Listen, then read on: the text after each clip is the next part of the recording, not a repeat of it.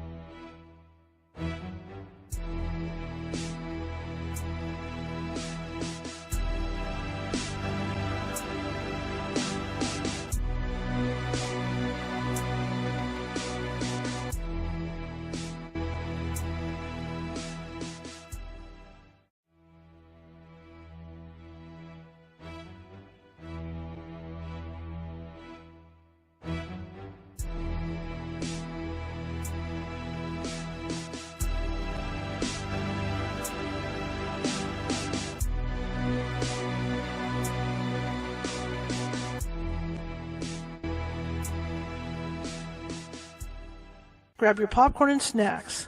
Find a comfy spot, take a seat or lie down, and let me transport you to a place of fantasy, ghost stories, ancient legends, odd creatures, alien encounters, and other magical topics. You may even decide to join the conversation.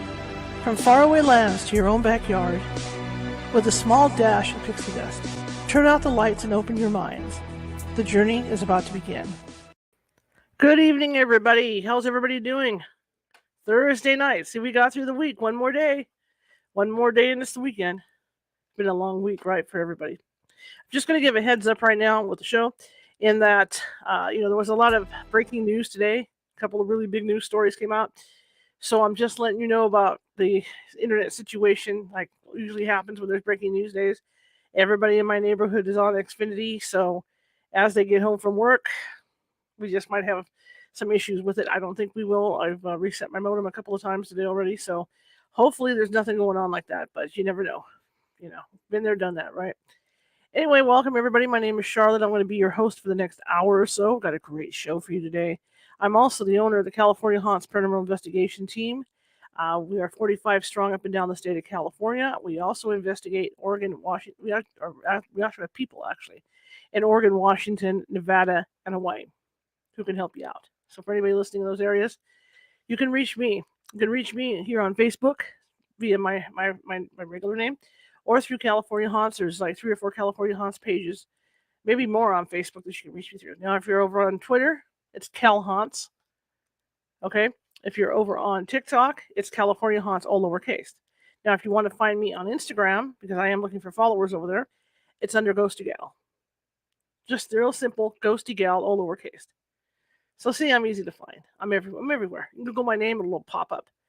And along that line, too, if you're watching from Facebook, please be sure to hit that follow button as we're looking to build up our followers, and I'd appreciate it. Also, same thing for Instagram. Come over to Instagram, follow me over there, too, because I'm doing stuff over there, small videos and shorts and stuff like that. Also, and if you're watching from YouTube, be sure to click that little ghost down in the bottom right-hand corner with the magnifying glass and the Sherlock Holmes hat on, because that is our mascot, and that will subscribe you to our YouTube channel, where we have more than 450 videos over there that you can peruse. Remember, I'm a journalist, photojournalist, so I like to change up the shows. I don't like to be the same topics. I don't like to be all ghosty all the time. I like to change it up. So I'm sure there's something over there that you will find that you enjoy, or that you're interested in. A little bit of something for everybody. Tonight. Now, last night we were paranormal, right? We were talking science and ghost hunting. Tonight we're shifting gears. Tonight we're going to be talking about the Bible. We're going to be talking about some Bible prophecy. And we're going to be talking about these scrolls. Scrolls I've never heard of until about a couple weeks ago, called the Copper Scrolls. And the gentleman I have on is a former, I'll let him introduce you to him. I'll let him do his own introduction, but he's a former police officer. And he is very interested in locating these scrolls. So let's find out why and see what's going on with that. My guest is Jim Barfield. Here we go. Hello, sir. How are you doing tonight? I'm doing really good. How are you?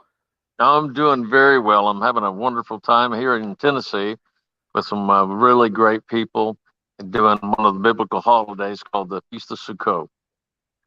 Fantastic. Tell me about you. Let's find out who you are. Well, I am 67 years old. I grew up in Lawton, Oklahoma. I worked there as a dishwasher, as an assistant chef, and then I went into the military, spent 10 and a half years in the military, got out, went into the Lawton Fire Department, stayed there for 23 years. Last years that I was there, I was the assistant fire marshal, and I became I got lucked out and I won Investigator of the Year for Oklahoma and Investigator of the Year internationally. So I got pretty good at that, and I think that really helped whenever it came to understanding what you were talking about, this copper scroll. And the copper scroll is literally what it says. It's a scroll that's about 7.5 feet long, about a foot and a few inches wide, and it's got markings on it, Hebrew letters, and it spells out the directions to find 57 hoards of incredible Solomon's Temple treasures. And I'm very confident that I've discovered how to understand it. They found the copper scroll in 1952.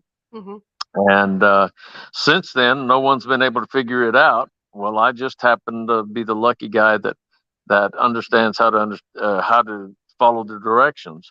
And really, it was like if somebody gives you instructions to a neighborhood, you're going to see a buddy in Oregon, and they give you instructions to a neighborhood, but they don't tell you which neighborhood. Uh-huh. That's the exact situation that I was in, and all these guys were in since 1952. Is the only difference is I figured out which neighborhood it's in, and that from there I was able to find each and every one of these locations. What I find interesting, I never heard of the Copper Scroll before. Where are there references to that? The references are mainly Jewish. Okay. There's a book called Emek Hamelech, which means in Hebrew it means Valley of the King. There's another one called the Apocalypse of Baruch. It talks about it in the marble tablets from Ezekiel's tomb. They give the same story as Emek Hamelech, and it just goes on and on and on. In Second Maccabees, most people have. Well, a lot of people that have a religious background have Second Maccabees in their library. Go to Second Maccabees, second chapter, and you will see the instruction, the story about the Copper Scroll that happened during the time of Jeremiah. Okay. Was it difficult for them to find? To find what? The scroll? The scroll, yeah. Actually, they had no idea the scroll existed. Okay. The people that found it, and we're talking about an excavation that took place out in the area of Qumran by the Dead Sea.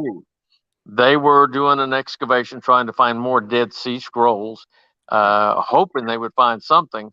Well, I think they found a few things, but on the last day of the excavation that they had established and scheduled, they were looking through what is called Cave 3. They were looking through there, and behind it was a false wall, and it wasn't built to be a false wall. The ceiling just collapsed, and behind that false wall, one guy just looked behind it, just doing his double check, and there it was, sitting on a little dirt shelf, been sitting there for almost 2,400 years. Wow. And how big is this thing? Weight wise, it's not real heavy, but it was about 7 feet long, 7.5 feet long, and a little more than a foot wide. Wow, that's incredible to think that it was there. Yeah, and it's incredible that it lasted for, like I said, 2,400 years. It lasted a long time. There were some rotten spots on it. Matter of fact, it was so brittle. Copper, it gains patina, that green color to it. Right. Yeah, it gains the patina, and it becomes brittle as the older it gets and the thicker the patina gets. So they had to take it. They found it in 1952, but they had to take it to England and cut it open at a university there. They used a dental drill rigged so they could use a tiny, 1 inch, maybe 1.25 inch circular saw blade, and then just made little tiny cuts from the bottom to the top, and they sliced it into slices so that they wouldn't try to bend it to get it out of it, because when they bent it, trying to unfold it, because it was rolled up, 2 rolls. It was the same scroll, but it was all rolled up. Matter of fact, when they were rolling up back in antiquity, the thing snapped in two because they didn't do the rivets good, and they broke in two. So now you got 2 scrolls, but it's actually just one scroll, the Copper Scroll, not the Copper Scrolls. And it broke. So they had to be very careful whenever they were cutting it open, not to lose any of the data, any of the information, because once they got it open, they realized that this and I don't like to call it a treasure map because I am not a treasure hunter. They cut it open. It had tons and tons of gold, silver, gems, King Solomon's temple artifacts. It is the most incredible treasures in history. It just blows my mind, And did they? I mean, were they out to, like you said, they were looking for the Dead Sea Scrolls? So they really were essentially, they weren't looking for this thing, right? They just came across it. No, they had no idea it was out there. And the only ones that really knew about it, like I said, were the Jewish people. But after all these years, very, very few people probably even knew it existed. They went back in their records and they started looking, and they found some information about the Copper Scroll in some of the really old, like 16th century records. That's just absolutely incredible to me. So you got interested in researching it, and so how did that research go when you started getting to look into the stuff? Well, let me tell you how I got interested in it. I am a I studied the Bible a lot, a lot, and I wanted to get to know more information, and I got interested in the Dead Sea Scrolls. Well, there was a guy in Texas named Vendel Jones, and a friend of mine knew him, so she set up a meeting between the two of us. So my wife and my two grandchildren that were with me went to Vendel's house, and we spent the weekend talking about my research, chronology research, and his Copper Scroll research. Well, Vendel's he had some really good history on the Copper Scroll. The background that Jeremiah and 5 men were the ones that orchestrated the burying of all these temple artifacts and gold. Mm-hmm. But Vendel didn't have all of his research was the way he put it. He had it all in his head. Well, in order to examine research, and with all due respect to the guy, because I got a lot of respect for him, is you can't really examine someone's research and get to know it unless you have it in writing. Right. So what I did is I thought, you know what? I was a good investigator. I think I'll give it a shot and see what I can come up with. And listen, true story. It was in the middle of Hanukkah. If you know anything about the Jewish holidays, actually they're not Jewish holidays; they're God's holidays. Mm-hmm. In the middle of Hanukkah, I decided to dig into it. It was like December it was the middle of December, cold as it could be. I was in my study, and I pulled out a translation of it from a guy named Florentino Garcias Martinez. It was the translation that he had made of the Copper Scroll. I started looking at it, and it read very simply. Then this is how I figured it out. It said, under the ruins, the very first line said, under the ruins in the Valley of Achor. I knew what the Valley of Achor was, but the only set of ruins that I was familiar with was the ruins called Qumran. That's where all the Dead Sea Scrolls were found, in that area. So I thought, well, I will examine Qumran, and if it matches the instructions on the Copper Scroll, and because it gives instructions that go here, find this, dig, this number of cubits deep, and Mm-hmm. you'll find these items. Mm-hmm. Usually they were huge amounts of gold, huge amounts of silver, and gems. But it also had, like I said, artifacts from the Temple of Solomon. Now, once I did the first one, and I found it like within a few minutes. Mm-hmm. And then I realized, oh my gosh, I think I know how to understand this thing, because all the archaeologists, the guys with the PhDs, they were looking for these items scattered all over Israel. But that's not what the scroll said. The scroll said, under the ruins in the Valley of Achor. And it didn't say, once I found that first set of ruins, it didn't say to go to another set of ruins. It didn't say leave the area. It just kept naming locations within those ruins. And location after location. Now, this is the first 5 minutes.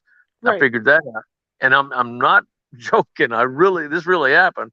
And then 20 minutes later, I had the first 5 figured out. And I thought, how in the name of goodness did these archaeologists and guys with the PhDs not figure this out? It's simple. Just follow the instructions. And my wife teases me all the time about that. She said, Jimmy, that's the only time in your life you've ever followed instructions. And it paid off that day, because guys don't. We like to do it on our own, but I followed all the way through it, followed the instructions, and I found all of them, but I'm really shaky on one of them. Not sure I've got it found, but 56 out of 57 locations, that's pretty good. That is awesome. Have you contacted, anybody with the results that you've gotten on this? Oh gosh, yeah. Yeah, what was their reaction? They about wet their pants. I'm telling you, what I did was this. I figured out about 20 of them. And by February, I was in December of 2006. I figured out about 20 of them. Then, no, into February. By the February, I figured out 20 of them. And my wife and I jumped on an airplane, put on a couple of backpacks, and headed for Israel to test my theory, to actually go to the location, look at it, and everything matched. Everything that I'd found matched. All the features that were there, all of them matched. It was awesome. So what? So you go to Israel, everything matches. What was the next step then? Beyond that, Next step, I went to visit with a guy named Gershon Solomon. That trip, I went to see Gershon Solomon, showed him my research, and he was excited. But then after that, I went from there and I went back to Oklahoma and finished the book, my research book, because I got everything documented, every single thing is documented, and I was working at a college in the evenings teaching investigative report writing. Well, they wanted the instructor or the lead, like the dean there, wanted me to come back and do a presentation, kind of like what I'm doing tonight, only I showed them a little bit of my research. right? And he said, will you come back and tell your story? And I said, sure. When I got done, it was at lunchtime. We all the staff met in the cafeteria, and we did this. Well, when I got done, it was a Comanche lady. She asked me to come into her office, and I said, well, sure. I didn't have a lot of time, but I thought, sit down and talk with her a minute. She said, I think I can help you with your project in Israel. And I'm thinking, sweet lady. She was a art teacher / dean of the college / I thought, how in the world is she going to help me? But she did. Her husband was Jewish. She was, she was married to him, so she was following the Jewish faith. And her husband was, where I live is by Fort Sill, Oklahoma. Okay. And Fort Sill is the largest or the main artillery school in the world for NATO, for Americans, even Marines, not just Army guys. So she and her husband were sponsoring artillery officers from Israel to come over and learn more about the artillery field. Well, she just so happened to sponsor a guy by the name of Shuka Dorfman. I think he was a lieutenant colonel at the time, Israeli lieutenant colonel. But she got to know his wife and his kids, and they became good friends. Well, after she talked to me, she said, you know what? I'm going to call Shuka Dorfman. She said, and I'm going to see if I can set up a meeting for you. She said, would you like to go over there and meet him? I said, are you kidding me? Of course I would, because he became, after he retired as a general, he became the head of the Antiquities Authority of Israel. What a coincidence. Wow.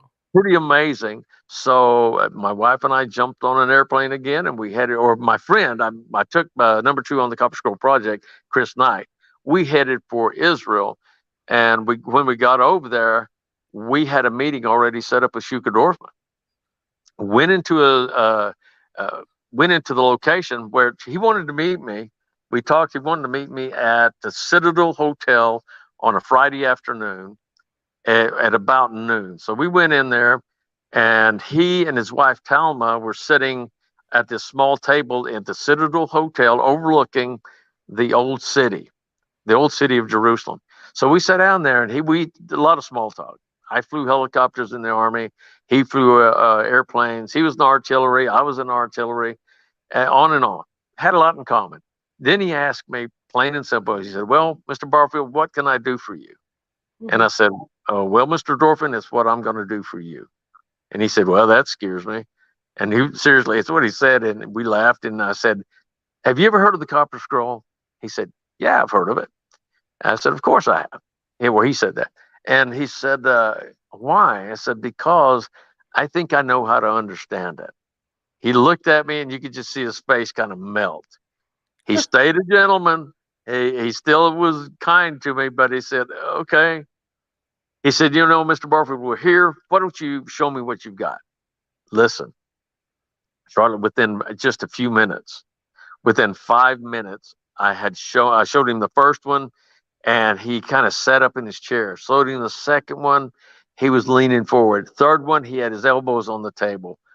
Fourth one, he just said, "Okay, stop." I thought he was angry, Mm-hmm. but he was leaning over and he was pulling my work closer and closer to him. He said, "Mr. Barfield, hold on just a minute." He reached in his leather bag and he pulls out a phone, cell phone, and he called his office. His secretary answered. I could hear her talking, and in Hebrew they were talking back and forth. She said, she said, Tuesday of next week's open. Anyway, he said, "How about 2 o'clock Tuesday afternoon?"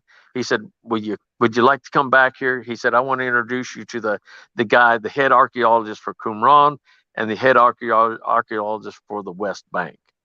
And I said, "Yeah, I'll be here." So when the day came, I met with him again, and we met at the Rockefeller Museum in his main office. He was the top guy in all of Israel. And I began to show him my research. Long story short, the younger archaeologist, Yuval Peleg, who was over all of Qumran, the place where all the treasure items are at, he loved it. He loved the research, but he had to play it cool because finding these holy items like that in the West Bank is disputed territory, and I don't like to call it the West Bank. I like to call it Judea Samaria, but most people know it by the West Bank. We He wanted to do an excavation, and again, I'm making a long story short. Sure. And we went to Qumran. Yuval Peleg and my team went to Qumran about it was about a year later, I think, when we finally got over there. It was in April of 2009, and we started doing an excavation. Oh my gosh. We started digging at the most important location of all. It's called the buried cave. That's what we call it, the buried cave, because in Second Maccabees it talks about Jeremiah taking all of the artifacts from the temple, meaning the altar of incense, table, showbread, the tabernacle itself. You know what the tabernacle is? I have no idea. Tell me what the tabernacle is. Well, do you remember the story about Moses going in the wilderness and they had a special tabernacle where all the services were performed? He was in the desert for like 40 years before he went into the promised land, which is Israel. Have you heard that story? Yes, sir, I have. Okay. Well, the tabernacle that he used during that 40-year trip is actually, according to Second Maccabees, it's inside of this same cave that I'm telling you about. Fascinating.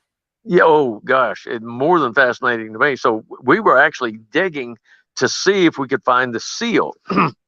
The door or the opening to the cave, according to the Second Maccabees, according to Emek HaMelech, according to the tablets, the Ezekiel tablets found in Iraq, they all said that door was sealed shut, meaning they took stones, mortared them together, and built a wall to seal up the entry to that cave. Then apparently they took plaster and plastered the cave to seal it completely, because they certainly didn't want any moisture to get in there. Right. Qumran is one of the driest places on earth. It gets about a half inch of rain per year. So, do the math. There's just not a whole lot of rain has fallen there, even in 2,000 years. So we started digging, and the archaeologist gets a phone call. He says, "Oh, just a minute, guys." And he walked away from us, and so that we couldn't hear what was being said. He had got a phone call from the United States, and I'm not going to say which organization, but it was an archaeological organization. They were angry because here was a fireman from Lawton, Oklahoma, and they were doing an excavation on their dime to check out my research. So those big shot PhD boys were angry. Well, because we were posting updates on my website. Well, I wish I hadn't done that. I wish we just left it alone and didn't update the guys, but I'd promised all the people back in the United States I'd keep them updated.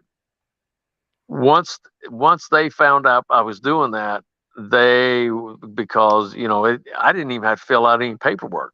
Normally, you got a stack like 6 inches thick that you've got to fill out to do an excavation, especially in the West Bank, especially at Qumran, because that's where all the Dead Sea Scrolls were found, and that is a very precious archaeological site.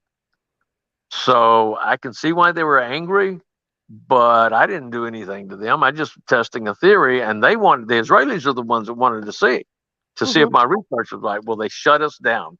Like, we couldn't dig any deeper. We couldn't go anywhere further.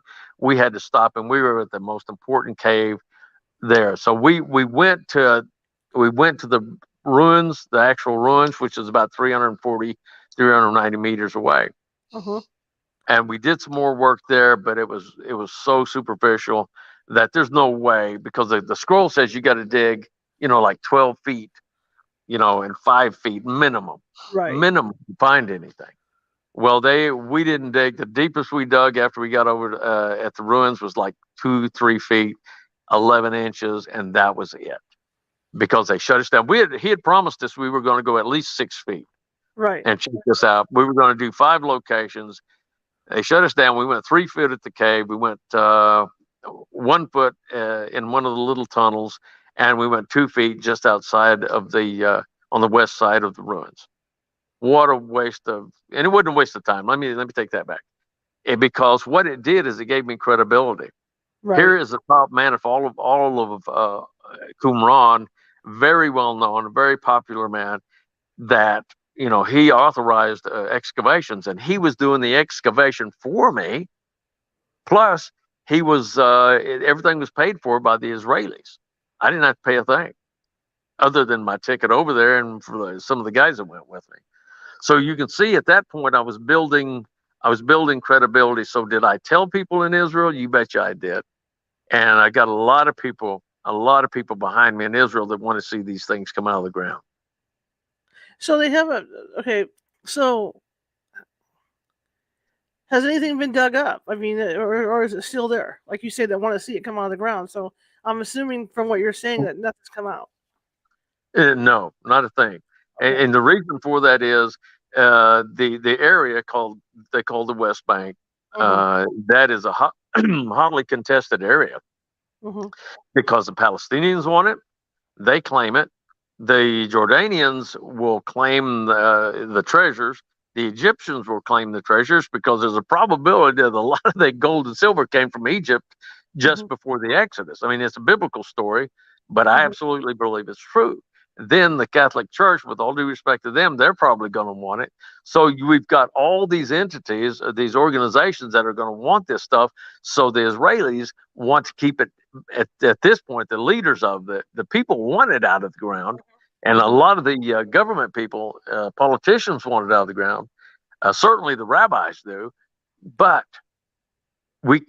because of the politics in that area, it's really a touch and go situation.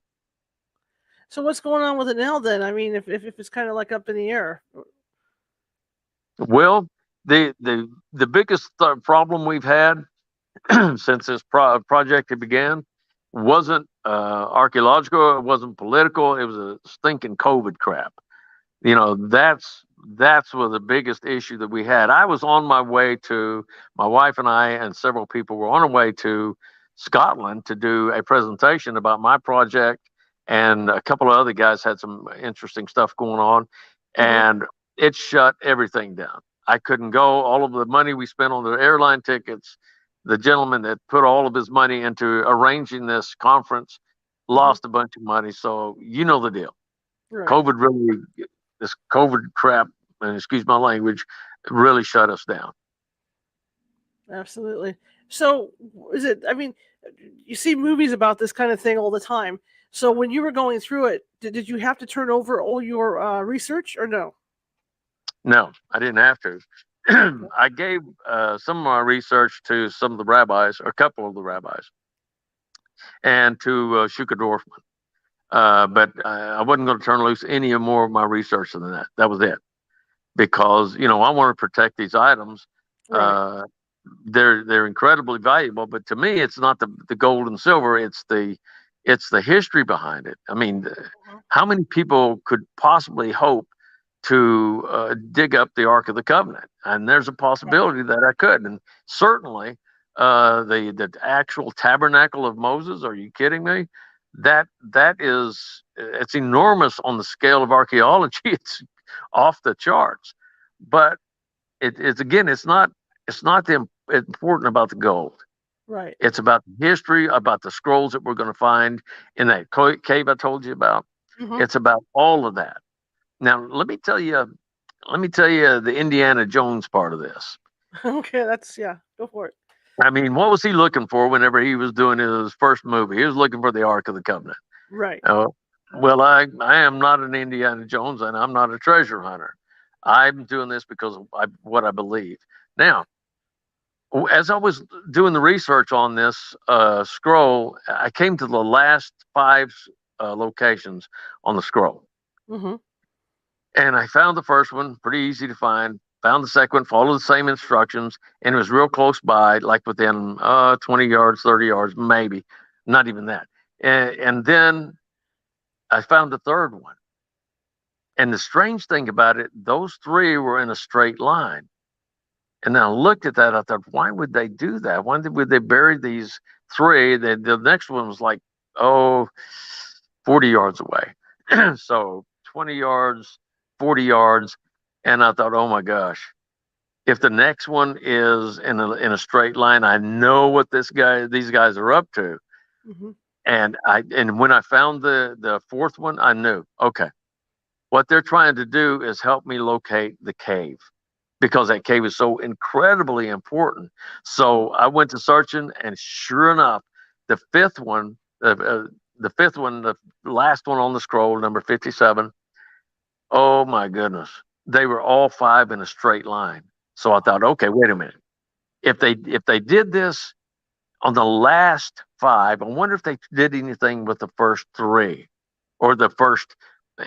So I went to looking for it, and I checked it because I already had them marked. Sure enough, I took a ruler and I poked a hole in each one of the locations in a map. And as I drew a line through them, the pencil dropped in each one of the holes, going straight to the cave. So, all of these are lined up. It's like this. It's like they were, and to think about this, if I'm right, whoever was marking these spots was saying, whoever this guy is that figures this out, all he's got to do is follow the yellow brick road.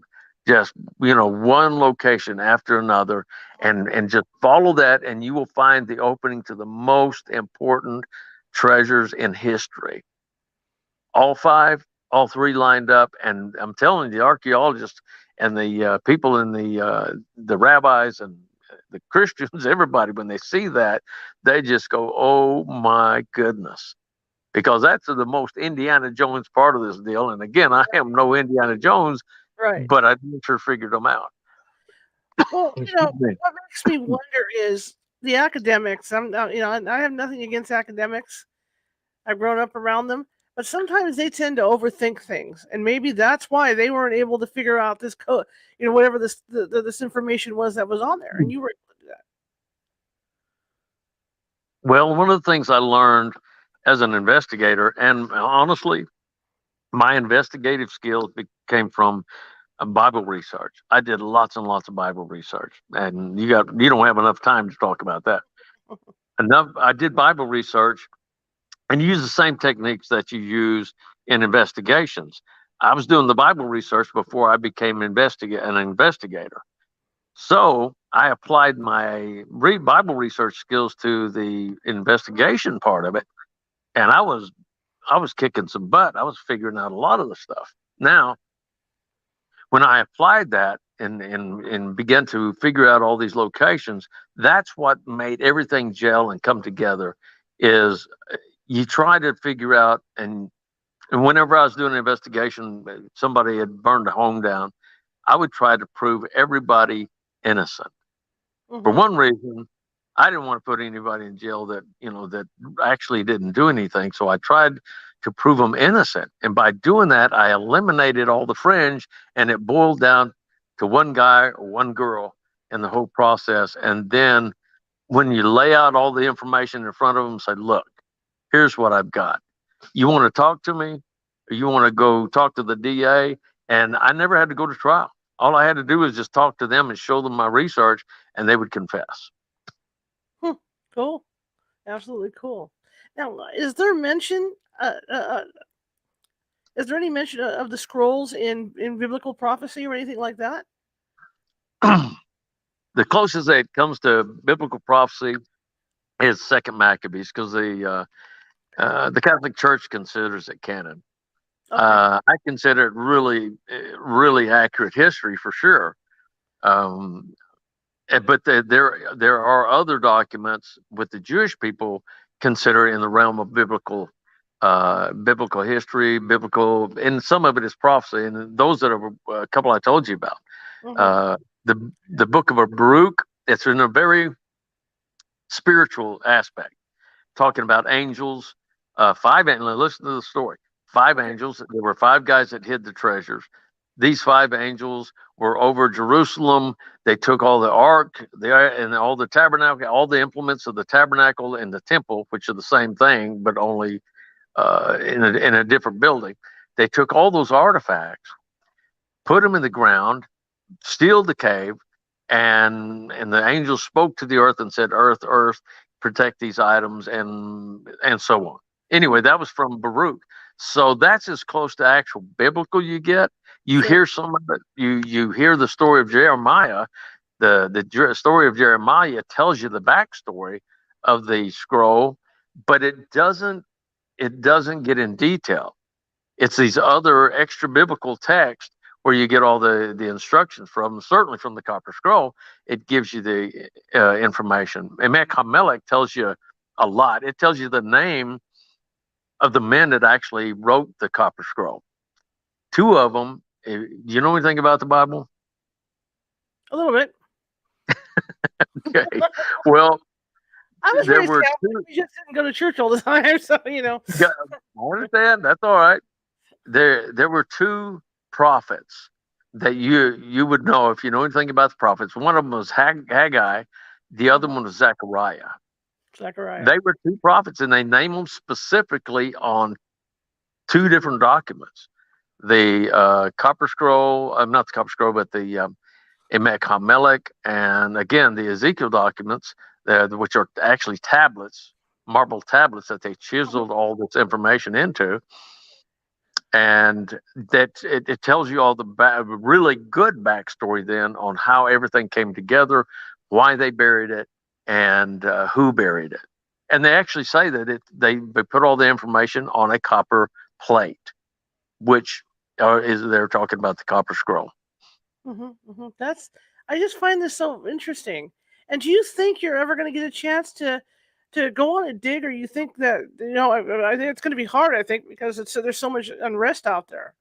But do you think you're ever going to get a chance at it? Absolutely. Yep, absolutely, Dave. Matter of fact, there was a Knesset member. That's like the England's Parliament, kind of like our Congress here in the United States. They have a deputy. They have a Speaker of the House, and they have a deputy Speaker of the Knesset. The deputy Speaker of the Knesset's name was Moshe Feiglin.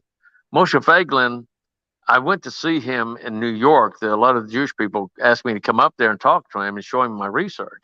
So I did. I went to talk to him, showed him my research, and at first he did like everybody else. He thought I was a nut.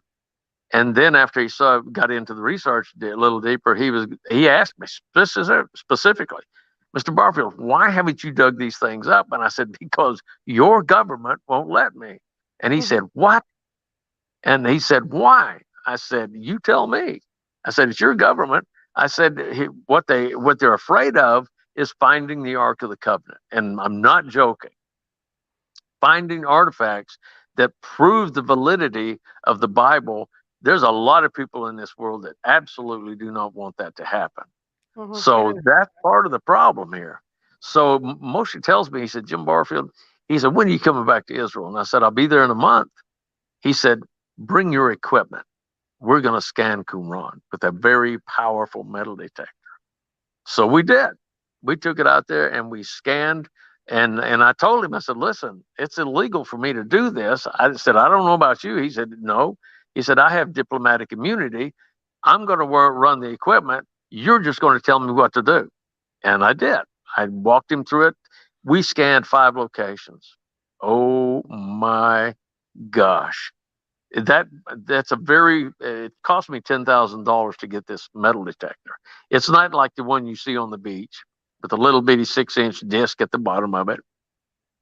This thing was 6 feet wide, 6 feet long, the disc was, and it went down 50 feet. And not only that, it gives you a computer readout and it tells you whether it is ferrous or non-ferrous. Are you familiar with those terms?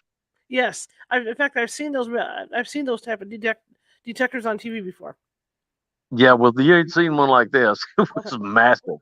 The head of it was you got straps that hold them at the head of it. It's like 6 inches by 6 inches by 4 inches thick, and it's the main control head.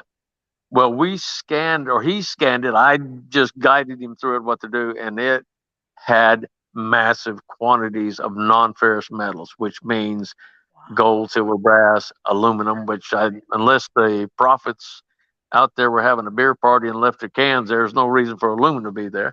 So It had to be brass, copper, and gold, silver that we identified. And how many feet down? Depending on which one, the majority of them were about 12 feet below the ground. Okay. Not all of them. Some of them were like 5 feet. Some of them, again, were probably 4 feet deep. Not very many. The majority of them are really deep because they had a large amount. There's one silver pit. It's a ditch about 60 feet long, 12 feet deep, and I'm assuming they filled it half full. So you're talking about 6 feet high. So you're 60 feet long, 6 feet high, and 5 feet. That is a lot of silver.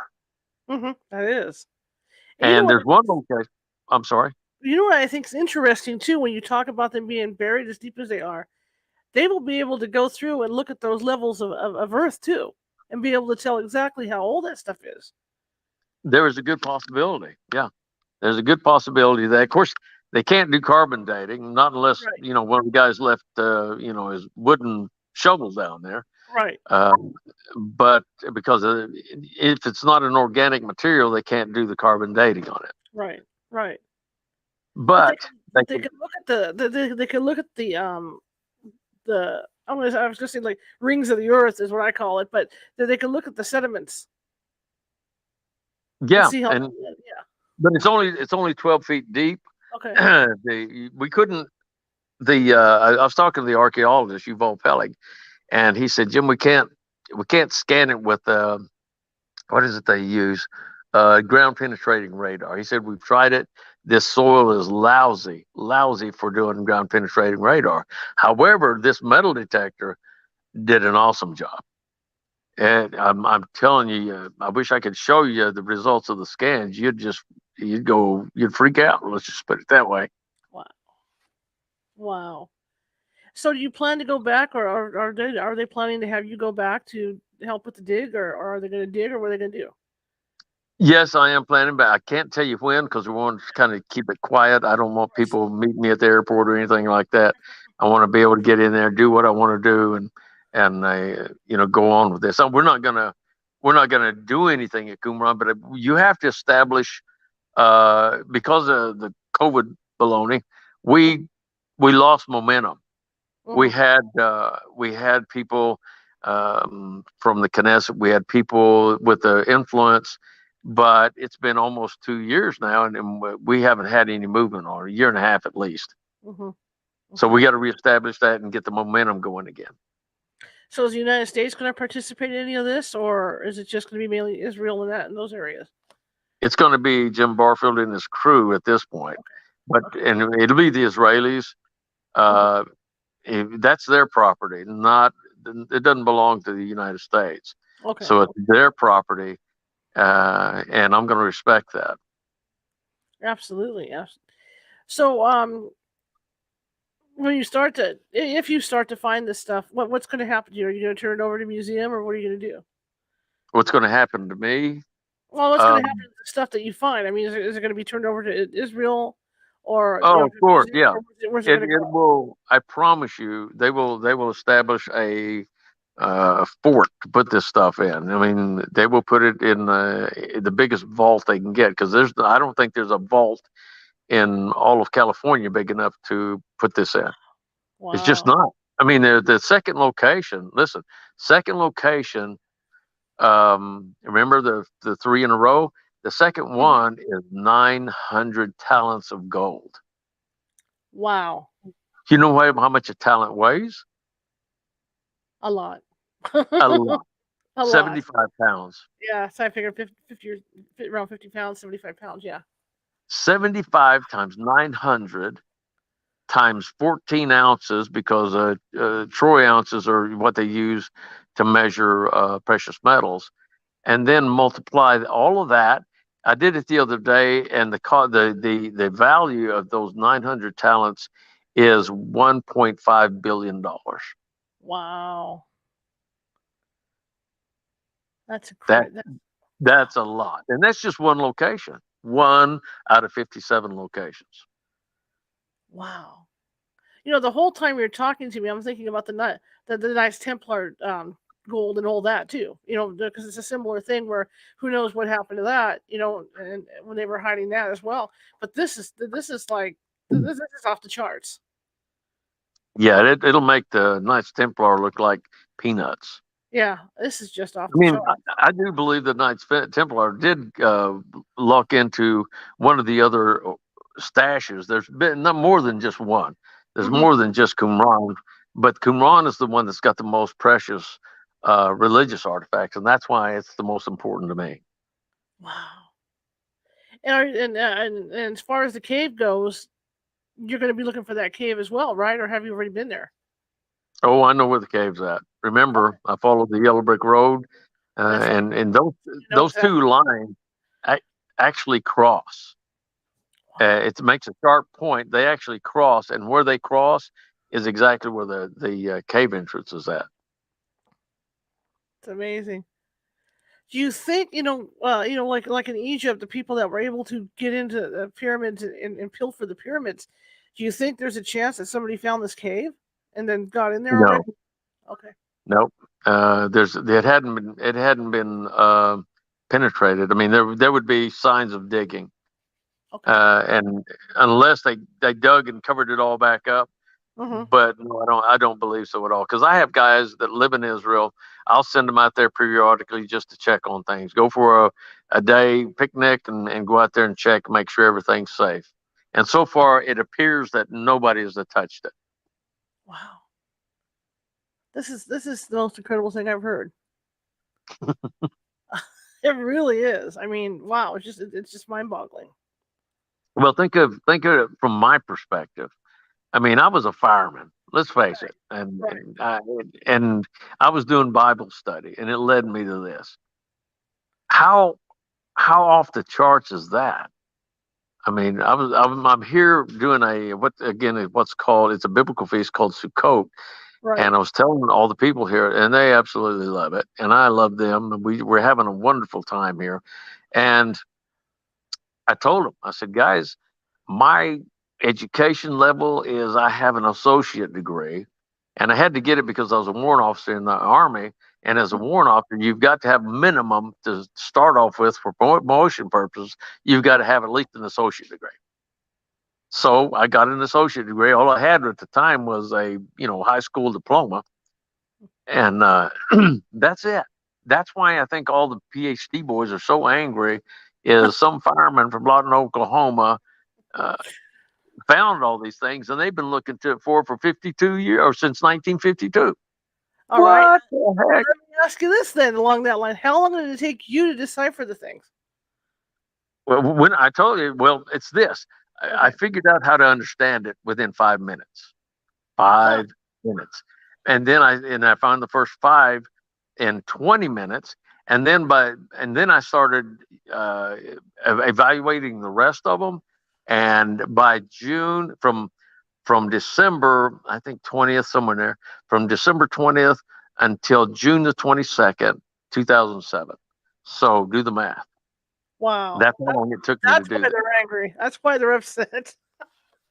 Oh my It God. is. I mean, with all due respect to the nice ones, because there were some really nice guys, but the buttholes were buttholes. I'm telling you, they were not. They were not nice people. I bet. I can imagine. So, when you finally got this done and you were getting ready to present it, how did you go about, presenting it? I mean, you just don't walk in one day to somebody's office or make a phone call and go, "Oh, by the way, this thing you've been trying to decipher for all these years, I figured it out. Let me show you." I went. I had gone to a rabbi. Okay. Had a hard. He was a very high-ranking rabbi in Israel, and I went to. I tried to call him. I kept trying to get an appointment. Kept trying to calling, and then finally I got through, and they agreed. Okay, yeah, you can come in. You can have about 10 minutes. Blah blah blah. So I was on time. Me and my buddy Chris, we were on time. We walked up. The secretary met us and had us sitting in his lobby. And then he came out and he said, "Gentlemen, would you like to come in?" We went in, and I looked at him and he said, "What can I do for you?" And I said, "I want to show you some of my research." He said, "On what?" I said, "Have you ever heard of the Copper Scroll?" And he said, "Yes." I said, "Well, I know how to understand it."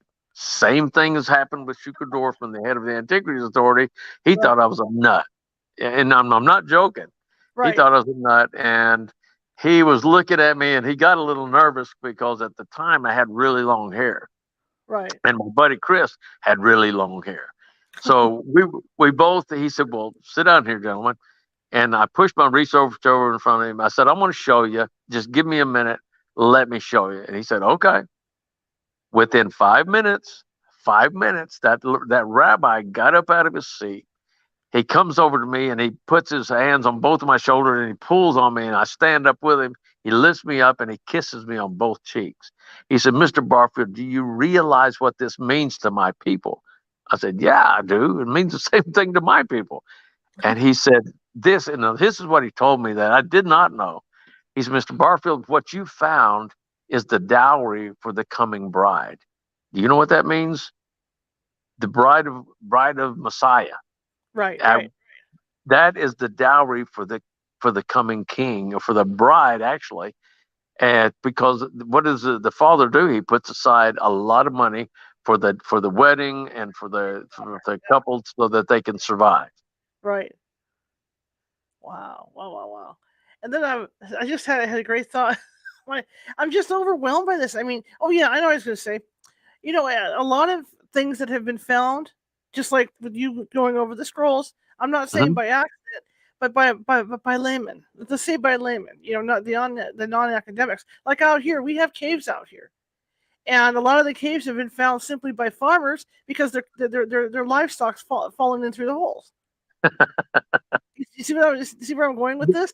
I know exactly where you're going, Yeah. because the guy that found the Dead Sea Scrolls and started all this Right. was a little boy. He was a little boy. He was looking for his sheep. They have a lot of Bedouins there that have sheep herds.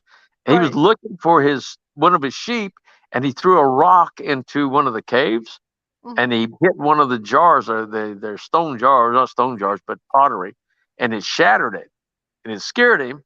So, but he still went in there to look, and he found several Dead Sea Scrolls, which he thought he'd just sell the leather and use it for shoe straps or whatever. But Right. he finally wound up selling it, and that's when everything exploded. So it was a little boy, Bedouin, shepherd boy, that found it. Yeah. Yeah, see, this is how this stuff happens. Just like with you, you started to really study and look at these things, and then boom, there it was. And now you got these academics not happy with you. Yeah, they're not. But you know what? Bless their hearts. I don't have time to mess with them. And, Right. and, and honestly, there were many that were very nice men. Mhm. Mhm. So what plans do you have coming up now with all this? What's next? And like I said, I'm going back to Israel. I'm here. I'm sharing my research, and they love it. They just love it because I'm telling you, it's so simple. It's not something complicated. It's so simple that it's hard not to realize the probability is incredibly high that I really have figured out where this stuff is at. So we're waiting, and like I said, I'm going to go back to Israel to try to reestablish momentum and get some of the Knesset members behind me. And we've got they've got a new government over there. Israel has had a terrible last 4 years. They've had government after government. They've had election after election, because in Israel, if you have it's kind of like a no confidence vote. Then you got to go back to the drawing board and have another election, and it's been crazy. So there's a lot online right now.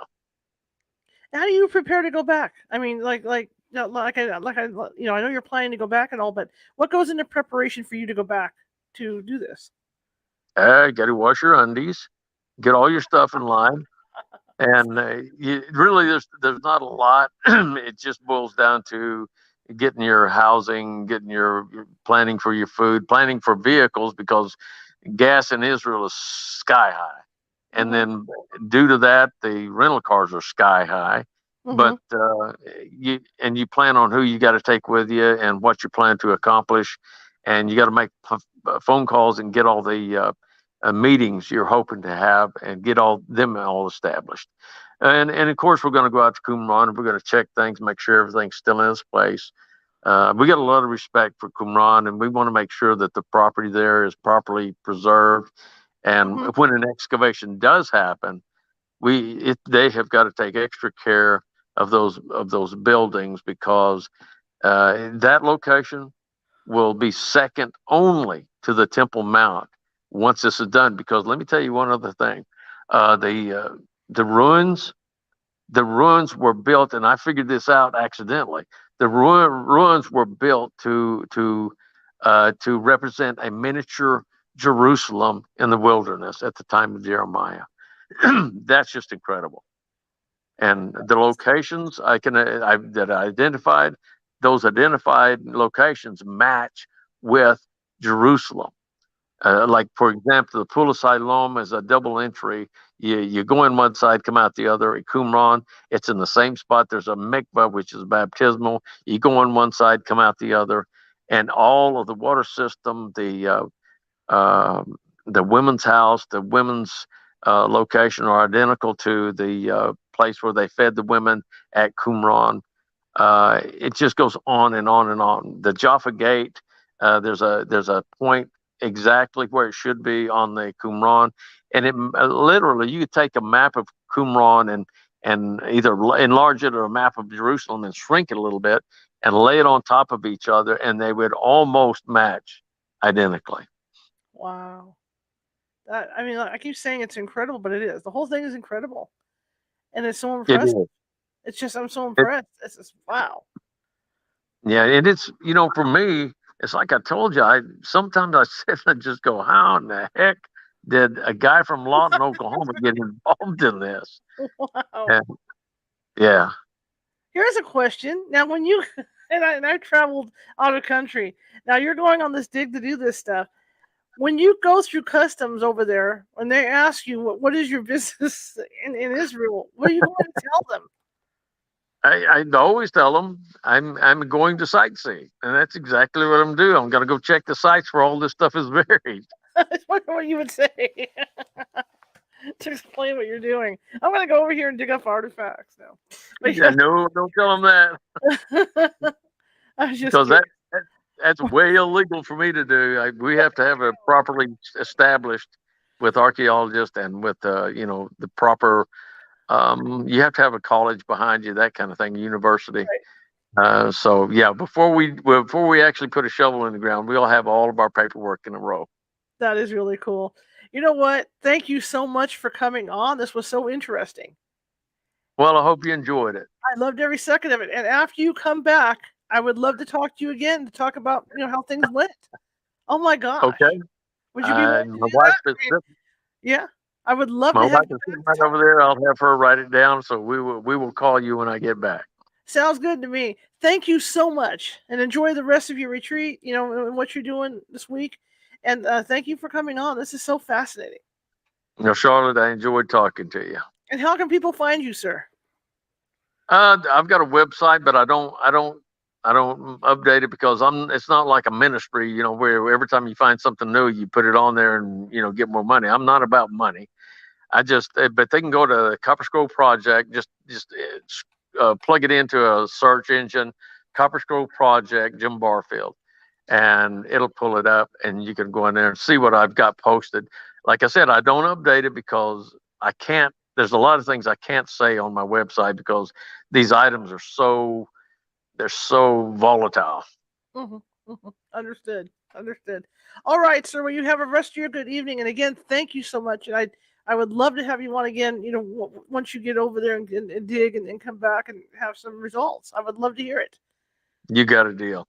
All right, sir. Thank you very much. Have a good evening. You're very welcome. Thank you, ma'am. Bye-bye. All right, guys. That was really cool. I'll tell you, if I was younger, better shape, didn't have a bad back, I'd be volunteering to go along on this thing. I mean, I would love to do stuff like that.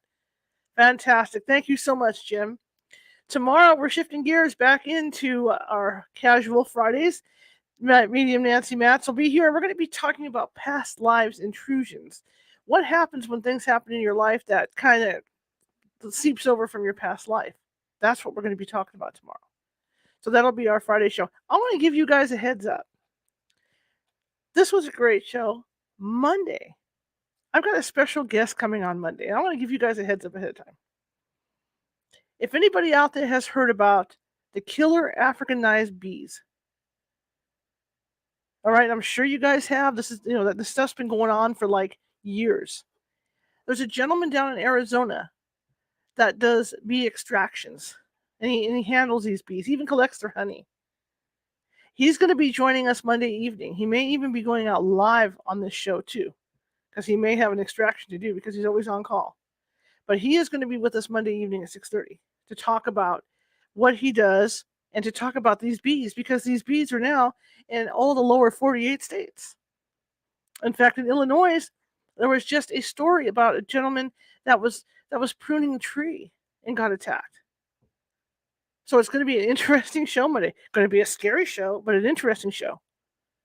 So he's going to be with us on Monday. So I want to give you guys a heads up for that, because that's going to be a pretty cool show. All right. Anyway, so tomorrow night, we'll go back to tomorrow night. Tomorrow night, Nancy will be with us, and we will be talking, like I said, we will be talking about past lives and how they can intrude on your life today, and in the here and now. So that's going to be a fun show today. We'll be here at 6:30, our usual time.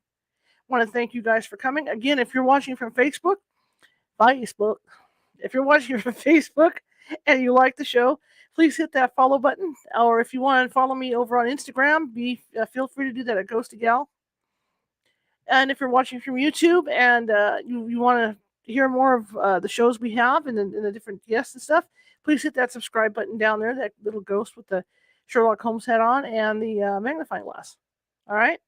But I want to thank you all for coming tonight, and I'm going to give you his information for contact, and there's actually a book out about the Copper Scrolls as well that you guys can check out. So here we go. I'm going to do that right now, and button time. Okay, he's got there's two websites, copperscrollproject.com, and then the author that wrote the book on the Copper Scroll is ShelleyNeese.com, and there it is, the Copper Scroll Project.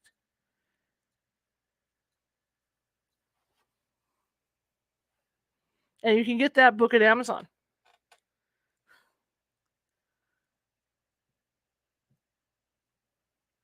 Okay. I will see you guys tomorrow at 6:30 p.m. Pacific. Have a good night, you guys.